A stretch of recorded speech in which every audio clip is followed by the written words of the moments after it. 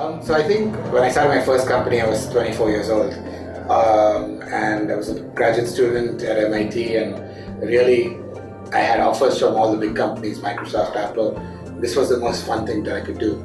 So I started with a bunch of friends who were students with me and my professor, and we just thought, we didn't actually have an idea what we wanted to do, but we wanted to do something different from the beaten path that everyone was on. So it really was, we were working on some amazing technology, and everyone kept telling us, this is amazing, is anyone commercializing this? And after about 10 such query from a large corporate, we said, maybe we should. So that's really how it started.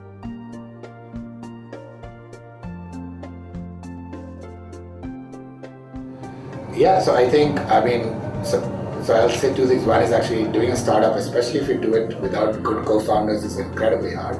And when you do it with good co-founders, it makes the hard times a lot easier. So I think some of the hardest times we've had, so I've done two startups. Then my second startup, we got hit by the recession, just as we were about to start raising our first round of funding. We had an angel round in the bank. And it was something, the whole world was going upside down, and suddenly all the VCs who were going to give us money, said, yes, we really love you, but we're kind of being a little bit cautious suddenly. And so the same guys would, come back and say, take my money first, were suddenly pulling back. And, it's a very big shift. Suddenly the world turns 180 degrees. So that was a really hard time. I think another one was when we were in the first startup, we had just come out with our first product, and then we saw competitors suddenly springing up out of nowhere, claiming to do exactly what we were doing. And it was quite shocking, because when you're a small company, you're really paranoid, and you wonder, who's funding them, do they have better technology, etc. So I think these kinds of things happen in life of every startup. You go through huge ups and downs. Suddenly the strategy you're working on doesn't work. And we've been through all of them. Most startups go through that roller coaster.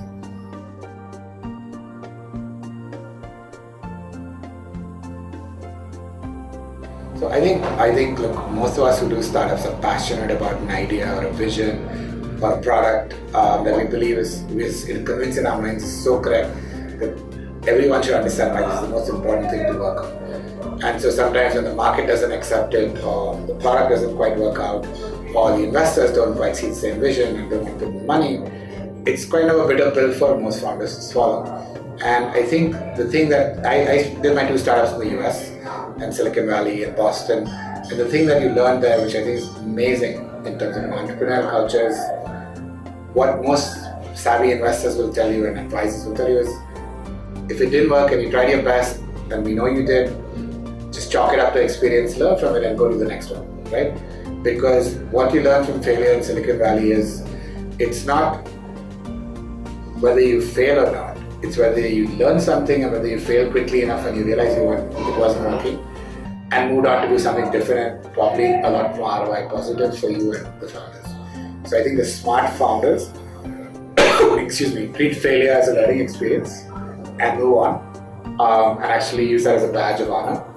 I think founders for whom failure becomes so tied to their personal ego and their personal sense of self may never recover from it, and may never become a second-time entrepreneur.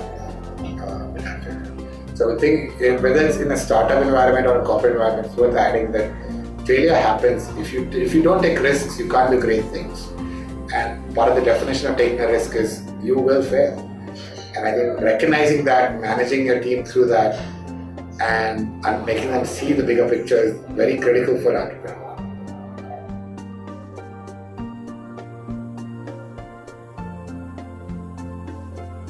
I think it's not a simple answer, and I've made my share of hiring mistakes. I had to let people go.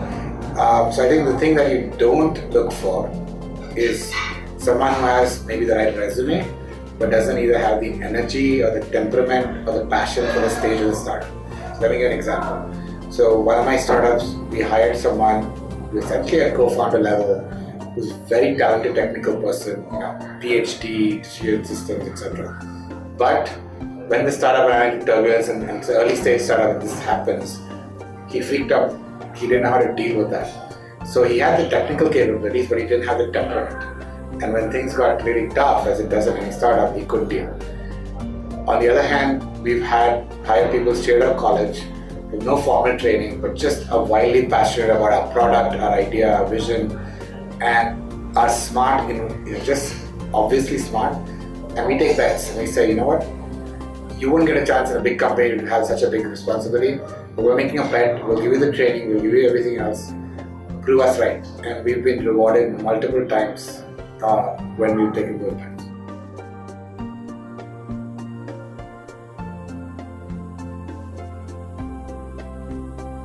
Depending on what that gap, how big that gap is, for example, and how easy it is to plug it and gain traction. I think clearly we've seen, as we've seen with Google, with Facebook, with Instagram, when you disrupt or create a new market and you're successful, you become the dominant force in that market. My first startup was acquired by Microsoft, and I had the privilege of working with everyone from Steve Ballmer to the senior execs. So I saw the power having a platform business brings. So what I would say is, as an entrepreneur, it's your job to dream big and create a path to that vision. And you work equally hard whether you're working on a $10 million business or a $1 billion opportunity. So why not go for the $1 billion? Thanks a lot.